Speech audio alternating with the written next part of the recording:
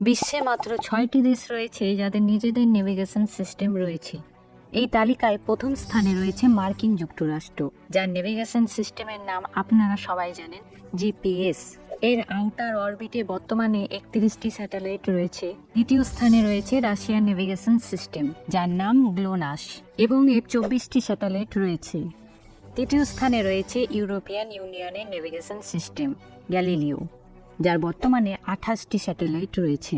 চতুর্থ স্থানে রয়েছে চীনের নেভিগেশন সিস্টেম, যার বর্তমানে 48টি স্যাটেলাইট রয়েছে। পঞ্চম স্থানে রয়েছে জাপানের স্যাটেলাইট সিস্টেম, যা জাপান এবং অস্ট্রেলিয়ার মধ্যবর্তী সম্পূর্ণ স্পেসকে কভার করে এবং এর 4টি স্যাটেলাইট অরবিটে রয়েছে। শেষ তথা ষষ্ঠ স্থানে রয়েছে ভারতের নিজস্ব নেভিগেশন সিস্টেম ন্যাভিক, যা 2018 সাল থেকে কার্যকর হয়েছে। এর 9টি স্যাটেলাইট রয়েছে, যা মধ্যপ্রাচ্য এবং প্রায় পুরো চীনকে কভার করে।